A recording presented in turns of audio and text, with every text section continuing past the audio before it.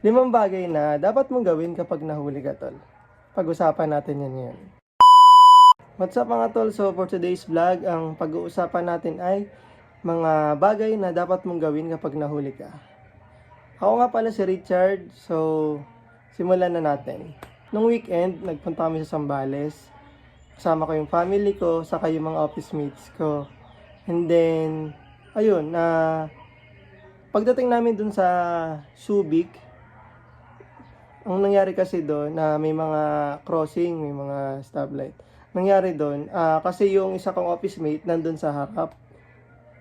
So, ang nangyari, pagka-stop, ang ginawa ko kasi noon, pagka-stop, sinundan ko siya. Kaya, tapos, maya-maya, meron pumapara sa amin, enforcer.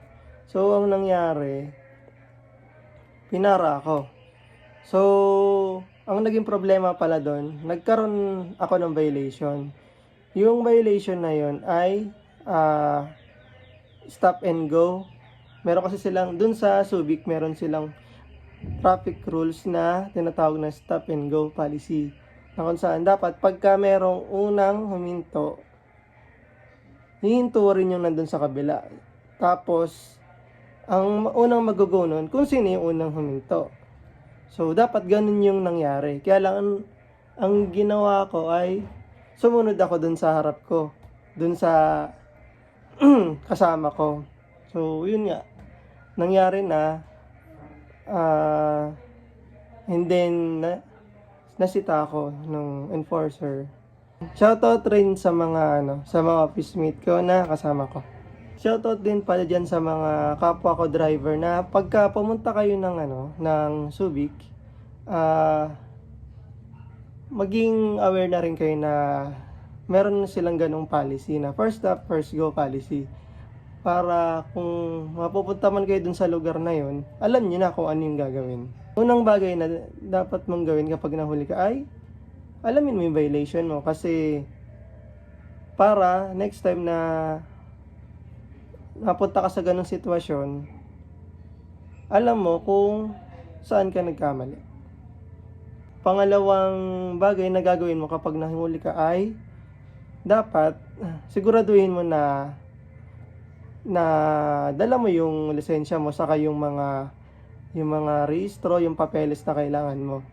Kasi pagka nasita ka na enforcer, meron ka may papakita. Yung pangatlong bagay na dapat mong gawin kapag nahuli ka ay huwag kang maipagtalo sa enforcer. Kasi the more na makikipagtalo ka sa kanila, yung nangyayari kasi doon, imbis na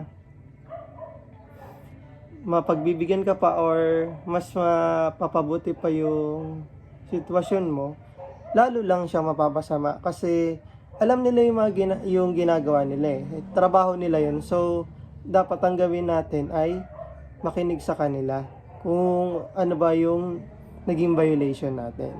Ang apat na kailangan mong gawin pag nahuli ka ay dapat maging observant and maging aware tayo dun sa mga traffic rules and signs dun sa lugar na pinupuntahan natin. Para ang mangyari ay hindi tayo magkaroon ng aberya or violation. Para hindi tayo mahuli.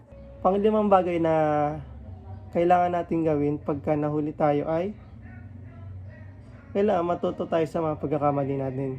Yung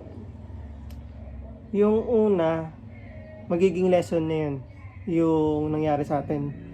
Magsisilbing lesson yun para next time hindi na maulit yun yung mga ganong bagay. May napaka-importante na yun na matuto tayo sa mga pagkakamali natin. Bakit ko nga ba ito sinasabi mga ganitong bagay? Para maging awareness din sa iba, na katulad ko na nagda-drive, na pagka dumating sa point na ganun yung nangyari, at least may idea na kayo. And para mabawasan yung mga abala, aberya sa daan. At para maging smooth lang yung biyahe. Para hindi kayo lalong matagalan sa biyahe.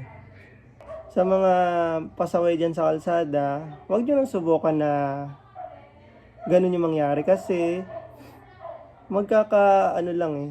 Ang nangyayari kasi dyan, maabala kayo, tapos babayad pa. Kaya ang mapapaya ko ay talagang maging maging observant sa kalsada para hindi na magkaroon ng ganitong klaseng problema.